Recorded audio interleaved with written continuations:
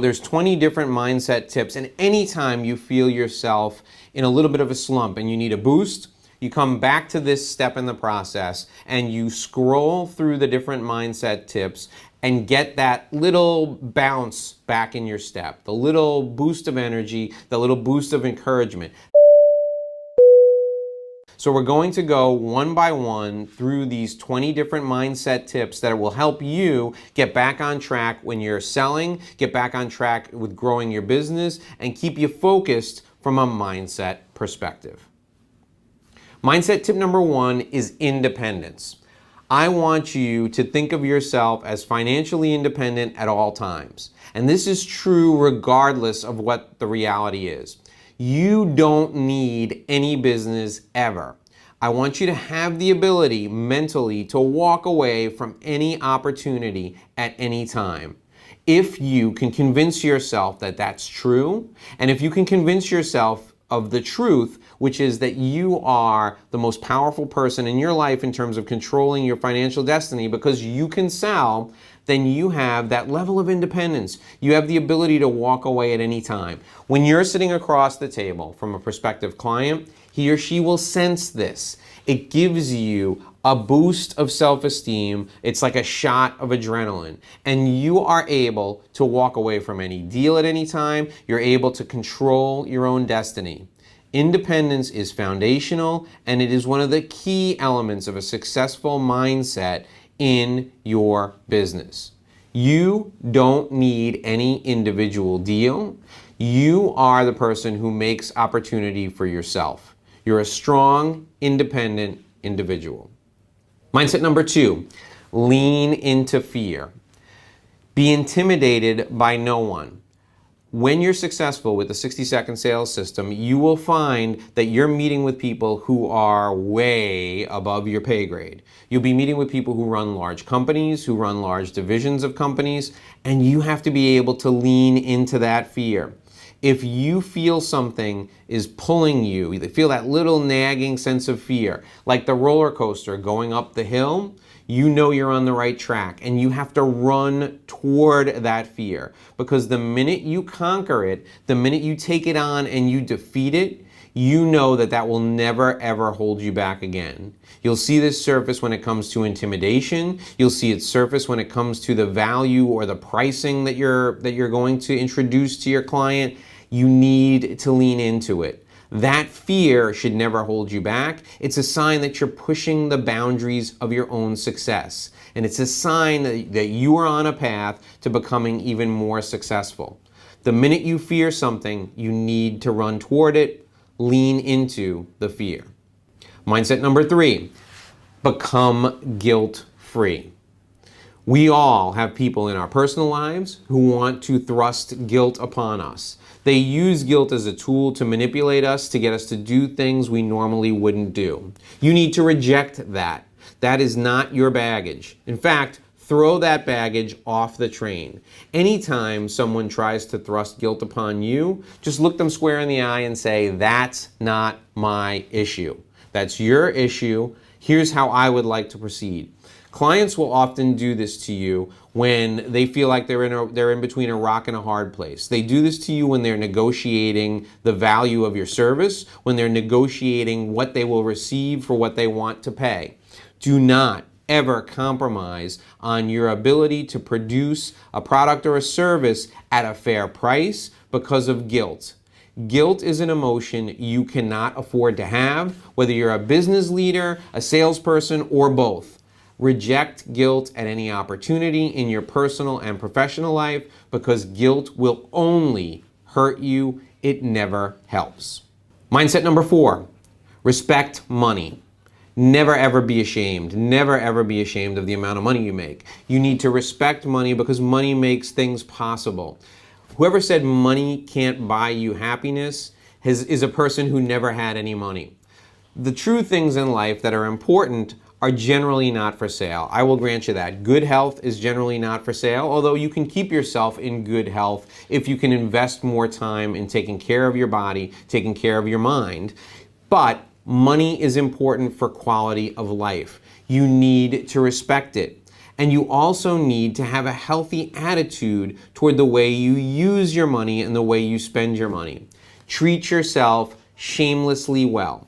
If you don't invest in yourself, no one else will. So when you feel like it, take as much money out of your business as is possible and spend money on yourself as often as possible.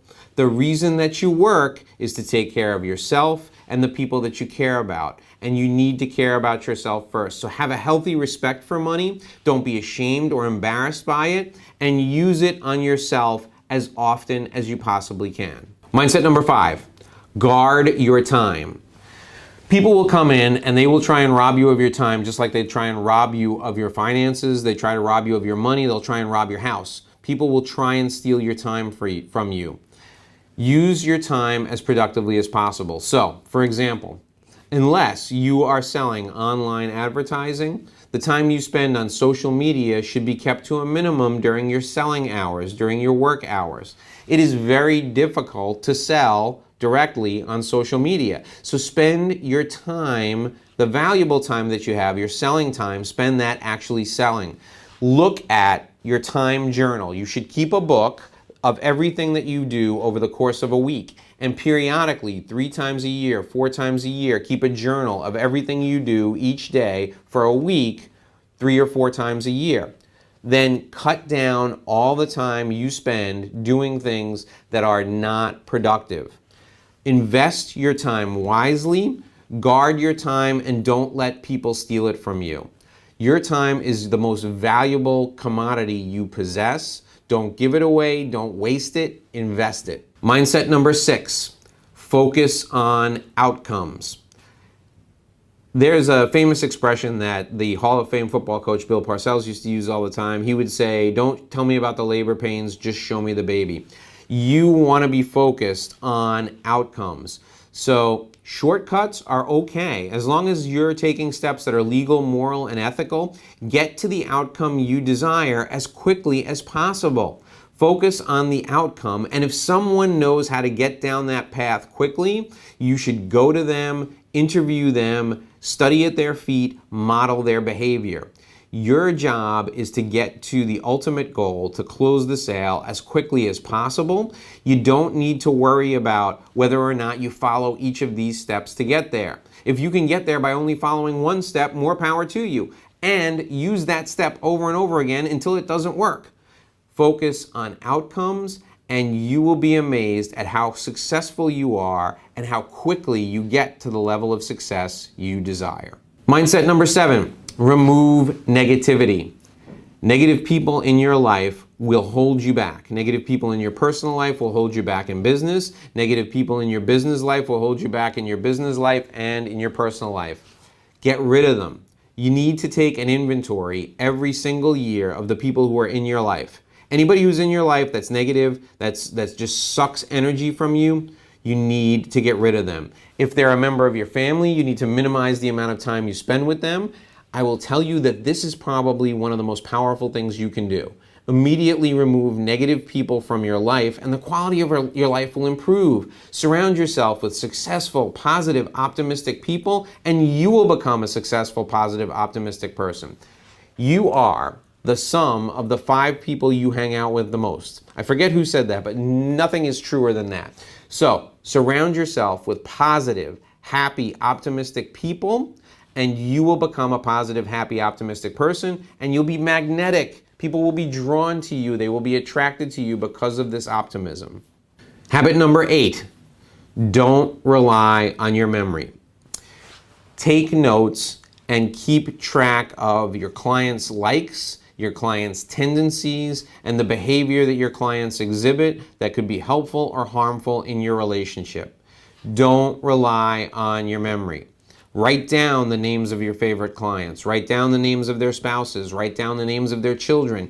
Keep this in your database so that you know everything about the people who are most important to you in business.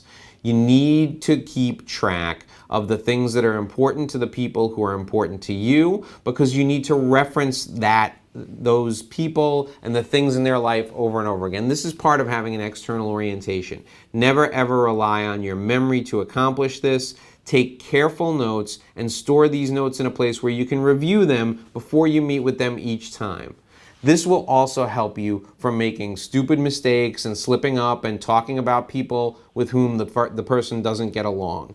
Keeping these notes and not relying on your memory is powerful. Make sure you make this a habit. Habit number 9, get paid first. Get paid first. Do not bill people and wait for the money to come in. Always get paid up front. Now, I know what you're thinking. You're thinking, this is not my industry norm. My clients won't do business with me that way. My frame of reference for this is, think about the times when you had money owed to you and people didn't pay you. Let's say it's 10% of the time. If 10% of your clients wouldn't do business with you as a result, then you'll break even without the heartache of chasing that money. Always start out a relationship by asking for full payment up front and negotiate from there. And in my world, I don't negotiate back down to any other payment terms other than you pay me, then we do the work. That's the way it should be in your business. Wealthy people get paid first. People who are mediocre in terms of wealth or poor wait for the money to come in. Wealthy people make use of other people's money while they're doing the work. Poor people do the work, and then the creditors are hounding them, and they have to hound people to get paid. Get paid up front. Habit number 10, follow your passion. If you are more passionate about one area of your work than another, then delve into that passion and see if you can make it the focus or the main point, the main focal point of your work. It will lead you down a path that is good because every day will be a pleasure for you. I speak with a lot of people who are in the twilight of their career, and they're thinking about how they're going to exit their business. I particularly do this in professional services firms, like insurance firms, in law firms, in CPA firms. And the reason that they want to get out is because they're sick of doing what they've done for the last 40 years because they were never passionate about it. If there's an aspect of your business that you're passionate about, see if you can make that the staple, the mainstay of your business. In sales, if there's a particular type of customer you like to call on, if there's a particular type of customer with whom you like to work, if there's a particular industry that you have a passion for, see if you can focus the most on that industry, because it will feel like you're never ever going to work, and you will be involved in an industry that energizes you, that fires you up, and that passion will come through. It'll be contagious. Your clients will love doing business with you. Habit number 11, ignore your critics. Ignore unsolicited advice. This is a huge, huge habit to get into. Anybody who criticizes you, most often you'll find, has not walked a mile in your footsteps. So when someone criticizes you, ask yourself if, when they're criticizing you, there's anything constructive that can be found in that criticism. If it's just an attack on you or your approach, then you know there's nothing constructive there. You should focus on setting that aside and thinking that it's more about them than it is about you.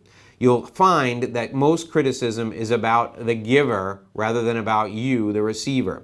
So only focus on criticism when it comes from someone who's been where you're going and it's constructive and it's foundational and there's something you can use from it to build on and to grow on. If it's personal or it's aimed at you or your personality, discard it. It's about the person giving it and not about you receiving it. Habit number 12, give back.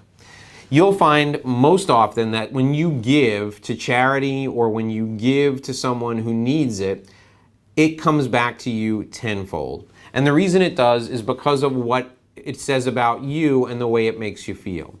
Each of us, when we give to another person, feels like we are a better person as a result. So I encourage you to take 10% of your time, 10% of your skills, and if you can afford to, 10% of your income, and invest it into a cause that will make your community better. It can be your local community, it can be any community to which you belong. Investing 10% of yourself in a community to help it grow and become a better place benefits not just you, but everyone around you. And that feeling comes through when you're selling to people.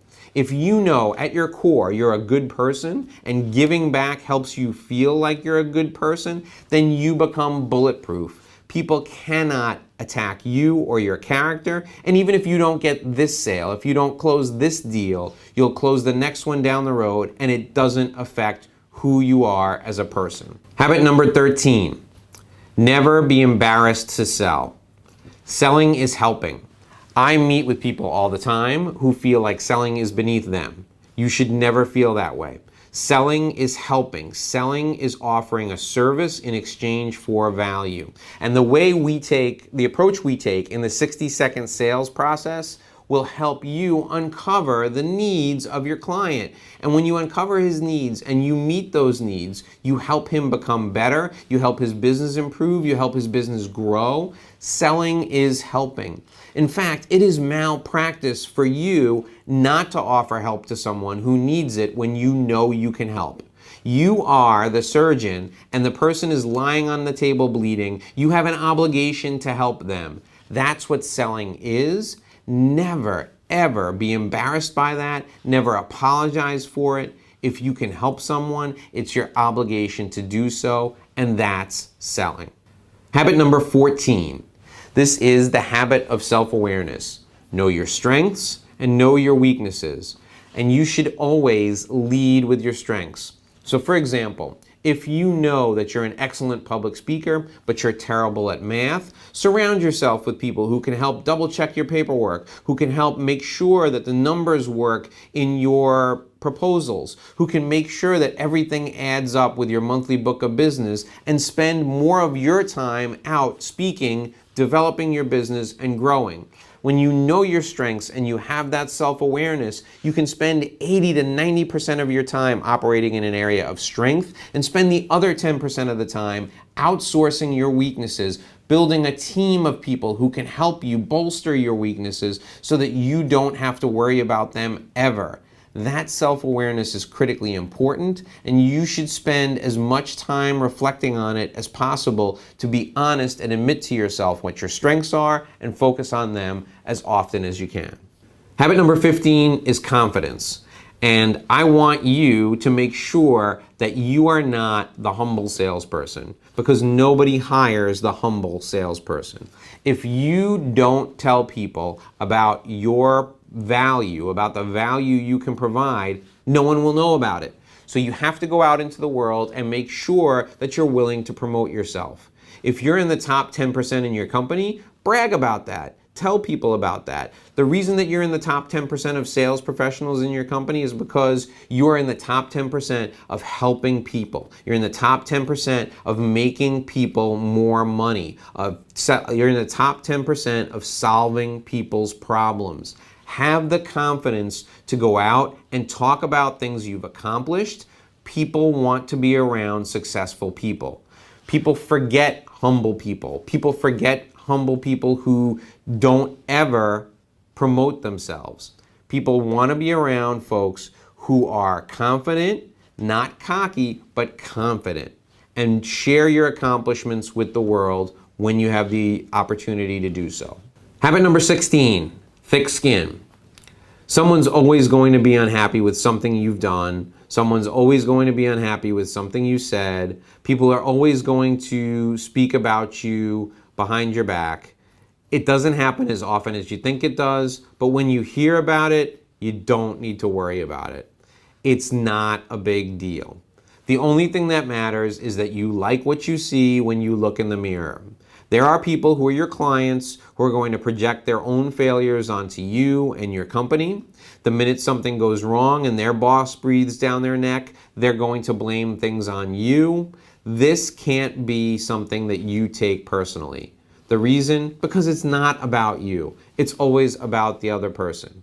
Two things to keep in mind with regard to having thick skin. Number one, people don't talk about you as often as you think they do. And number two, you're never going to be able to control what people say anyway. So make sure you do the best you can, offer the best value you can to your clients, and then be happy when you go home at the end of the day, knowing that you've done everything you can to deliver enormous value to your clients. Habit number 17 is resilience. The best way to recover from the loss of business is to go out and find new business. So whenever you lose a client, and we all lose clients, go out and double your efforts to find new business. Be as aggressive as you can. Get back to basics. Go through the 60-second sales process from the beginning and work each action item in the 60-second sales process over and over again.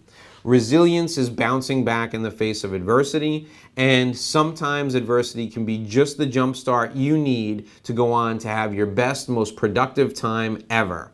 So, when you face some sort of adversity, go back to basics and double your efforts to achieve the goals that you set for yourself right at the beginning.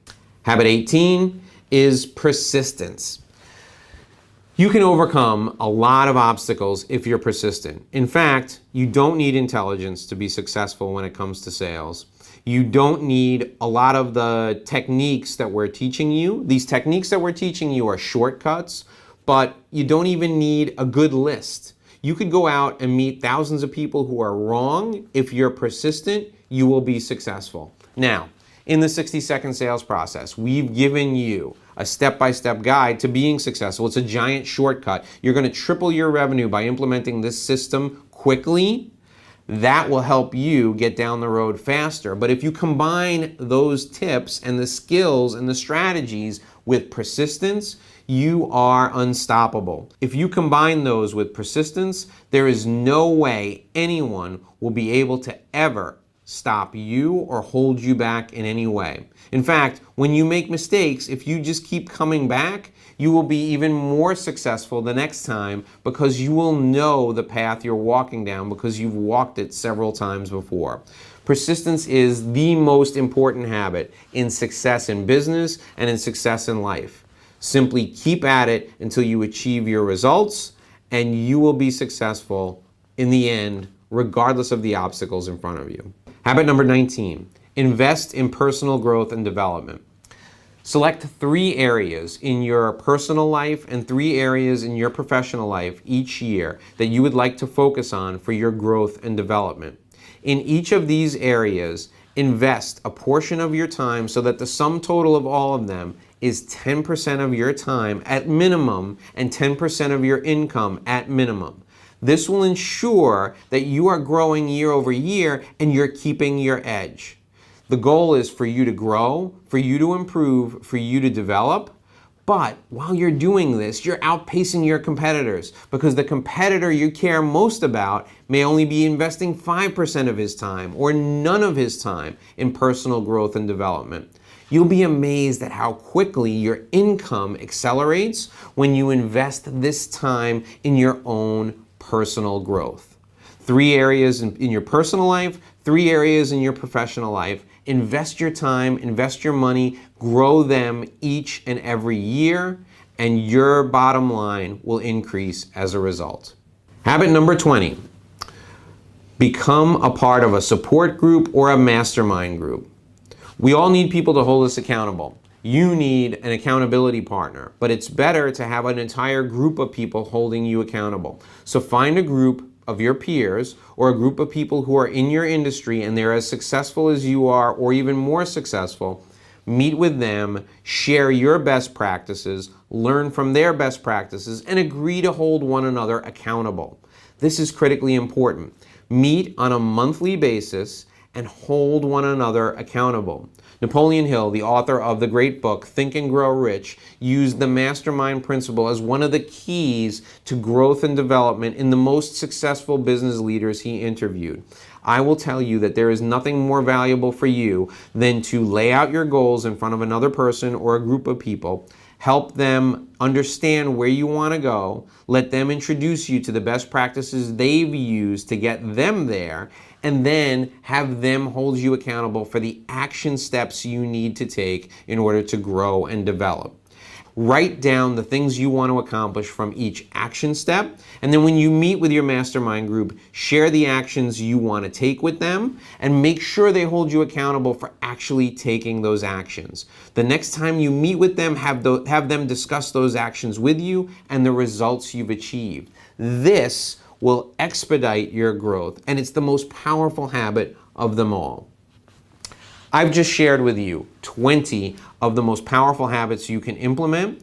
You can use these habits throughout the course of your sales process and of your life. Whenever you feel like you've hit a bump in the road, come back to this step in the 60-second sales process and go through all 20 of these habits. In fact, it's a good idea to review these habits at least once a month so that you know that your mindset is correct, your head's on straight, and you're pointed in the right direction.